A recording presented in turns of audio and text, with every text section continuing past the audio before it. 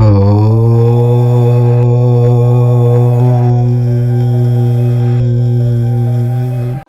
నాగుల చవితి, పరమ పవిత్రమైన రోజు. ఈరోజు ఇంట్లో ఆడవాళ్ళు పొరపాటున ఈ కూర వండితే మహాపాపం చుట్టుకుంటుంది. ఈరోజు ఈ కూరను వండినా తిన్నా నాగదోషాలు, సర్పదోషాలు ఏర్పడతాయి. బిచ్చం ఎత్తుకునే స్థాయికి పోతారు. కనుక నాగుల చవితి రోజు ఎవ్వరూ కూడా ఈ కూరను వండవద్దు, తినవద్దు. కాదని ఈ కూరను వండినా తిన్నా దరిద్రం పడుతుంది. సర్పదేవతలకు కోపం వస్తుంది. 7 జన్మల దరిద్రం పడుతుంది. చేతిలో రూపాయి కూడా మిగలదు. అప్పుల పాలైపోతారు. ఆర్థిక సమస్యల్లో కూరుకుపోతారు. భూమి మీదే నరక బాధలను అనుభవిస్తారు అని శాస్త్రాలు కూడా చెప్తూ ఉన్నాయి. మరి ఇంతకీ నాగుల చవితి రోజు ఏ కూరను తినకూడదు అనే విషయాన్ని ఇప్పుడు మనం ఈ వీడియోలో వివరంగా తెలుసుకుందాము.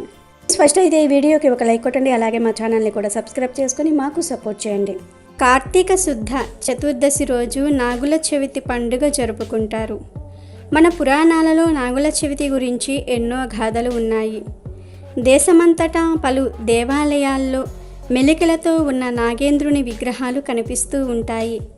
ఈ నాగుల చవితి నాడు నాగేంద్రుడిని శివభావంతో అర్చిస్తే సర్వరోగాలు పోయి సౌభాగ్యవంతులవుతారని భారతీయుల నమ్మకం. ఈ మానవ శరీరమనే పుట్టుకకు 9 రంధ్రాలు ఉంటాయి. వాటినే నవరంధ్రాలు అంటూ ఉంటారు. మానవ శరీరంలో నాడులతో నిండి ఉన్న వెన్నెముక్కను వెన్నుబాము అని అంటారు.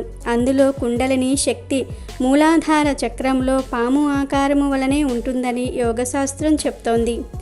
ఇది మానవ శరీరంలో నిద్రిస్తున్నట్లు నటిస్తూ కామ, క్రోధ, లోభ, మోహ, మద, మాత్సర్యాలనే విషాల్ని కక్కుతూ మానవునిలో సత్వగుణ సంపత్తిని హరించి వేస్తూ ఉంటుంది.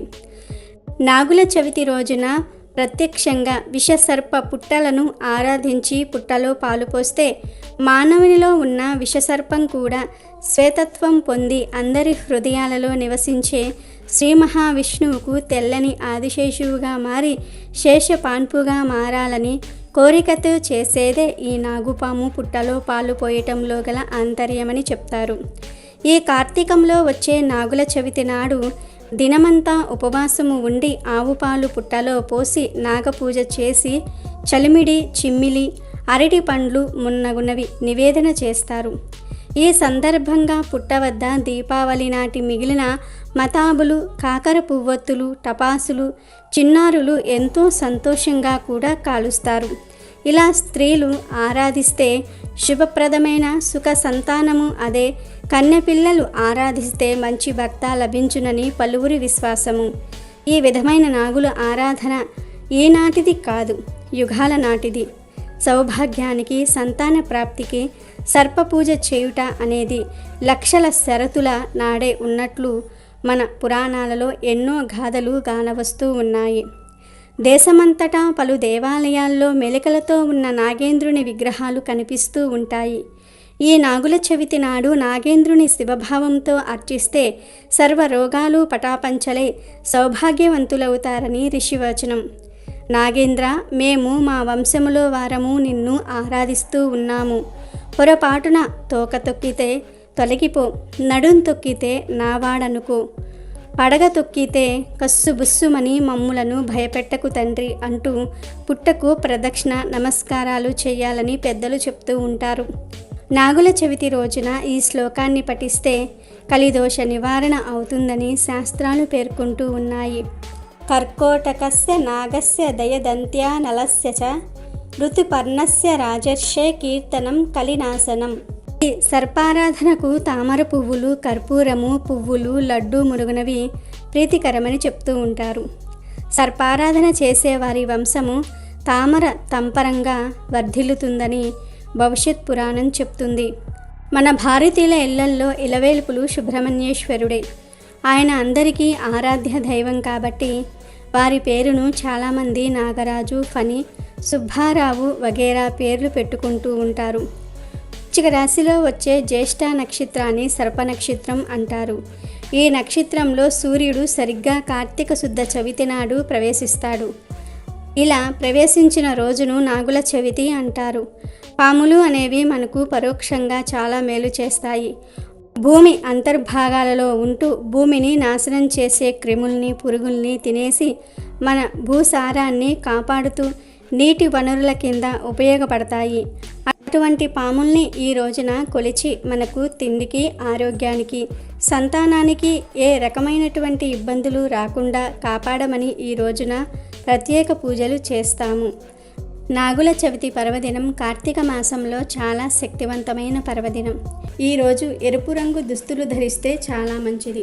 ఈరోజు స్నానం చేసే ముందు నాగేంద్ర స్వామిని తలుచుకుని స్నానం చేసే నీటిలో కొంచెం పుట్టమన్నును కానీ లేదా కొంచెం పసుపు, గంధం కానీ కలుపుకొని స్నానం చేస్తే జన్మజన్మల పాపాలు ఆ నీటి ద్వారా పటాపంచలైపోతాయి. కోటి జన్మల పుణ్యం వస్తుంది. ఇలా నాగుల చవితి రోజు ప్రత్యేకంగా స్నానం చేస్తే చర్మం ఆరోగ్యంగా ఉంటుంది. అనేక రోగాలు నివారణ అవుతాయి. దృష్టి దోషం తొలగిపోతుంది. అన్ని రకాల దోషాలు తొలగి ఐశ్వర్యం కలుగుతుంది. కాబట్టి నాగుల చవితి రోజు అందరూ కూడా మర్చిపోకుండా ఇప్పుడు మనం చెప్పుకున్న విధంగా స్నానం చేసి ఎరుపు రంగు వస్త్రాలను ధరించి దోషాలను తొలగించుకొని సకల ఐశ్వర్యాలను సిద్ధింపచేసుకొని సంతోషంగా జీవించండి. ముఖ్యంగా ఇది పిల్లల బాగోగుల కోసం చేసే పండుగ. తమ సంతానానికి అన్ని విధాలా బాగుండాలని, ఎలాంటి నాగదోషాలు ఉండకూడదని మాతృమూర్తులు ఈ రోజున నాగుల చవితి వ్రతాన్ని చేస్తూ ఉంటారు. ఒక్కొక్క ప్రాంతంలో ఒక్కో ఆచారాన్ని బట్టి పూజ చేస్తారు. కొందరు ఇంట్లోనే పూజ చేస్తే కొందరు పుట్ట దగ్గరకు వెళ్ళి పూజలను నిర్వహిస్తూ ఉంటారు. ఈరోజు ఉదయాన్నే మేల్కొని అభ్యంగన స్నానాన్ని ఆచరించాలి. ఈ రోజంతా ఉపవాసం ఉండాలి. కొందరు రాత్రి భోజనం చేస్తారు. అది వారి వారి ఆచారాన్ని బట్టి ఉంటుంది. ఆ తరువాత ఇంట్లో నాగప్రతిమ ఉంటే దానికి అభిషేకాదులు నిర్వహించి షోడశోపచార పూజను చేసి నైవేద్యంగా నువ్వులు, బెల్లం కలిపి చేసిన చిమ్మిలి, చలిమిడి, దీన్ని బియ్యపిండి, పాలు కలిపి చేస్తారు. ఇక పండ్లు, ఆవు పాలు కూడా సమర్పిస్తారు. ఇక చాలామంది ఈ రోజున తప్పకుండా నాగుపాము పుట్ట దగ్గరకు వెళ్తారు. అక్కడికి వెళ్ళి ధూప, దీప నైవేద్యాలతో పూజ చేస్తారు. పుట్టల్లో ఆవు పాలను సమర్పిస్తారు. వాల్మీకం అంటే పుట్ట. అక్కడున్న మట్టిని తీసుకొని కన్నులకు, చెవులకు రాసుకుంటూ ఉంటారు. దీని వలన దోషాలు పోతాయని నమ్ముతూ ఉంటారు. ఈరోజు నాగపూజను నిర్వహించటం వల్ల ముఖ్యంగా జాతకంలో ఏవైనా రాహు సంబంధమైన ఇబ్బందులు ఉంటే తొలగిపోతాయి. సర్పపూజ వల్ల సమస్త సర్పదోషాలు తొలగి జీవితంలో సుఖ సంతోషాలు కలుగుతాయి. ఎవరి జాతకంలోనైనా పితృదోషాలు ఉంటే వారికి అనేక రకాల ఇబ్బందులు కలుగుతాయి. అందుకని అలాంటి వారు ఈ రోజున నాగపూజ చేయటం శ్రేయస్కరం. పితృదోషాలు తొలగి అనుకున్న కోరిక నెరవేరుతుంది.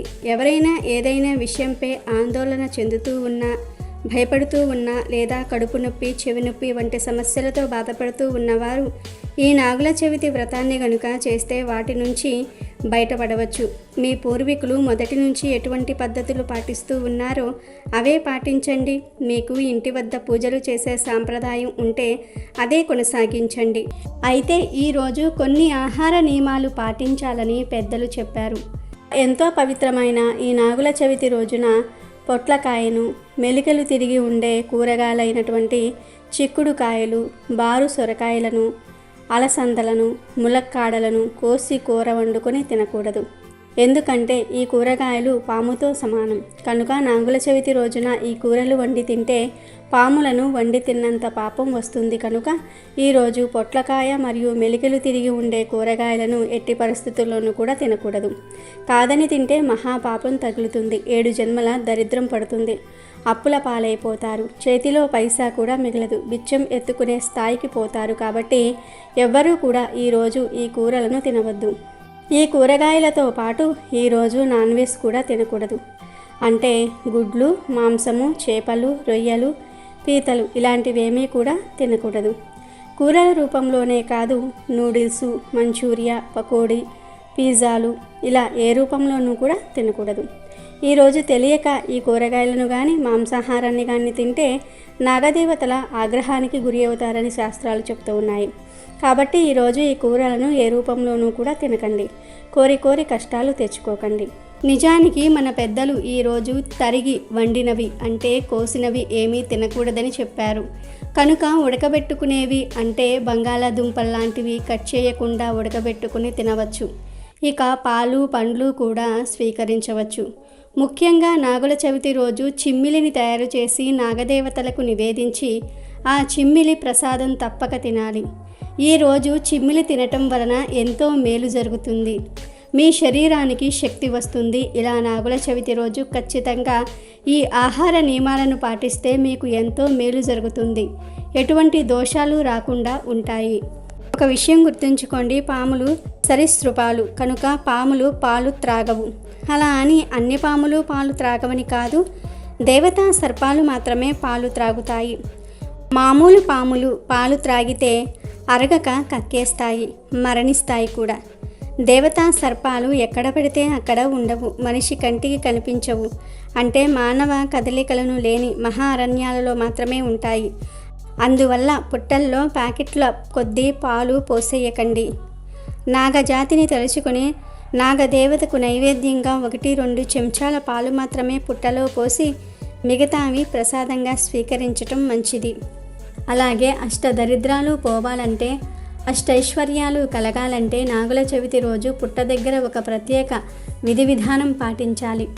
ఆ విధి విధానం ఏమిటంటే, పుట్ట దగ్గర బియ్యపిండితో ముగ్గు వెయ్యాలి, పుట్ట మీద పసుపు కుంకుమ చల్లాలి. ఆ తర్వాత పుట్టలో పాలు పోసి, పుట్ట కళ్ళు అని ఉంటాయి, చిన్న చిన్న వెండి రేకుల్ని పుట్టకళ్ళు అంటారు, ఆ పుట్టకళ్ళు పుట్టలో వేయాలి. ఇలా చేస్తే సంతానం చక్కగా చల్లగా ఉంటుంది. సంవత్సరం మొత్తం సంతానానికి ఆయురారోగ్య అష్టైశ్వర్యాలు కలుగుతాయి. అలాగే నాగుల చవితి రోజు పుట్టలో నూకలు పొయ్యాలి. ఇలా నూకలు పుట్టలో పోసినా కూడా దీర్ఘాయుర్దాయం కలుగుతుంది, సంతానం మంచి పురోభివృద్ధిలోనికి వస్తుంది, ధన కనక వస్తు వాహన ప్రాప్తిని సిద్ధింప చేసుకోవచ్చు.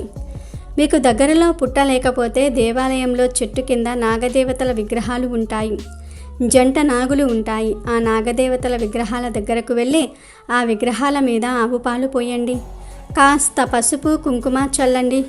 ఆ విగ్రహాల తోకల దగ్గర ఒక జిల్లేడు ఆకు ఉంచి ఆ జిల్లేడు ఆకులో బెల్లం పెట్టి నైవేద్యంగా సమర్పించండి. అలాగే ఆ నాగదేవతల విగ్రహాల దగ్గర ప్రమిదల నువ్వుల నూనె పోసి దీపం పెట్టండి. వీలైతే చిమ్మిలిని కూడా నివేదించి ప్రసాదంగా స్వీకరించండి. ఎందుకంటే ఈరోజు చిమ్మిలిని తప్పనిసరిగా తినాలి. పుట్టలేని వారు ప్రత్యామ్నాయంగా దేవాలయాలలో చెట్టు కింద ఉండే నాగ విగ్రహాల దగ్గర చక్కగా దీపం పెట్టి పాలు పోసి పూజ చేసుకోండి. నాగుల చవితి రోజు ఇప్పుడు మనం చెప్పుకున్న ఈ తప్పులను మాత్రం ఎట్టి పరిస్థితుల్లోనూ చేయకండి. చిమ్మిలిని మాత్రం ఖచ్చితంగా తినండి, అఖండ ఐశ్వర్యం సిద్ధిస్తుంది. కనుక ప్రతి ఒక్కరూ కూడా నాగుల చవితి రోజు ఈ నియమాలను పాటించండి. అయితే ఈ నాగుల చవితి రోజున ఇంట్లో 4 ప్రదేశాలలో ఇప్పుడు మనం చెప్పుకోబోయే విధంగా దీపాలు వెలిగిస్తే మీ ఇంట్లో సిరి సంపదలు నెలకొని సర్వశుభాలు కలుగుతాయని పండితులు చెప్తూ ఉన్నారు. మరి ఆ దీపాలు ఎలా ఎక్కడ వెలిగించాలో ఇప్పుడు మనం ఈ వీడియోలో తెలుసుకుందాం. నాగుల చవితి రోజు ఈ 4 చోట్ల దీపాలు వెలిగిస్తే మీకు అన్ని విజయాలే సిద్ధిస్తాయి. కార్తీక మాసంలో వెలిగించే దీపాలు ఎంతో విశిష్టమైనవి అందరికీ తెలుసు. కార్తీక మాసంలో వచ్చే నాగుల చవితికి ఎంతో ప్రాధాన్యత ఉన్నది. ఈరోజు సాయంకాలం ఒక ప్రత్యేకమైన టైంలో 4 చోట్ల దీపాలు పెట్టడం వలన అదృష్టం కలుగుతుంది. సాయంత్రం 5:10 నుండి 5:35 మధ్యలో ఈ దీపాలను వెలిగించాలి. నాగుల చవితి రోజు సరిగ్గా ఈ సమయంలో 4 చోట్ల దీపాలు వెలిగించటం వలన ధనాదాయం పెరుగుతుంది. మరి ఆ 4 చోట్లు ఏమిటో, ఎక్కడెక్కడ వెలిగించాలో ఇప్పుడు చూద్దాం. మొట్టమొదటిది మీ ఇంటి ముఖద్వారం, అంటే మీ ఇంటి ప్రధాన ద్వారం 2 వైపులా, అది కూడా బయట వైపు 2 దీపాలు వెలిగించండి. రెండవది తులసి కోట. నాగుల చవితి రోజు మీ ఇంట్లో ఉండే తులసి కోట దగ్గర ప్రమిద ఉంచి ఆవు నెయ్యి లేదా నువ్వుల నూనెతో దీపాన్ని వెలిగించండి. 3 ఒత్తులను వెయ్యండి. ఈ రోజు తులసి కోట వద్ద దీపం వెలిగించటం వలన ఐశ్వర్యం కలుగుతుంది. మూడవది పూజగది. నాగుల చవితి నాడు పూజగదిలో సుబ్రహ్మణ్యేశ్వర స్వామికి, అది కూడా ఇప్పుడు మనం చెప్పుకున్న ఈ సమయంలో ఆవు నెయ్యి లేదా నువ్వుల నూనెతో సుబ్రహ్మణ్యేశ్వర స్వామికి దీపాలు వెలిగించాలి. ఎవరికీ తెలియని స్థానం ఒకటి ఉంది. ఈ స్థానంలో దీపారాధన చేస్తే అన్నపూర్ణాదేవి అనుగ్రహం కలిగి మీకు జీవితంలో అన్నానికి లోటు రాదు. మరి ఆ స్థానం ఏమిటంటే వంటగది. ముఖ్యంగా నాగుల చవితి నాడు వంటగదిలో మీరు బియ్యాన్ని ఉంచే ఆ ప్రదేశం దగ్గరలో ఒక దీపాన్ని వెలిగిస్తే మీకు అదృష్టం కలిసి వస్తుంది, ఐశ్వర్య లాభం కలుగుతుంది. నాగుల చవితి రోజు ఈ 4 ప్రదేశాలలో ఎవరైతే దీపాలను వెలిగిస్తారో వారికి ఖచ్చితంగా లక్ష్మీ కటాక్షం కలుగుతుంది. చేసే పనులలో విజయాలు వరిస్తాయి. అంతేకాదు సర్పదోషాలు కూడా పోతాయి. ఎవరైతే ఈరోజు సాయంకాలం ఇప్పుడు మనం చెప్పుకున్న సమయంలో దీనినే ప్రదోషకాలం సంధ్యా సమయం అంటారు. ఈ సమయంలో పెట్టే దీపాలను సంధ్యా దీపాలు అంటారు. నాగుల చవితి రోజు ఈ 4 ప్రదేశాలలో ఈ సమయంలో దీపాలు వెలిగిస్తే మీకు రాబోయే కాలమంతా కూడా విజయం సిద్ధిస్తుంది. కనుక మీరు కూడా రేపు ఇప్పుడు మనం చెప్పుకున్న సమయంలో ఈ 4 ప్రదేశాలలో దీపాలను వెలిగించి శుభ ఫలితాలను పొంది సంతోషంగా జీవించండి.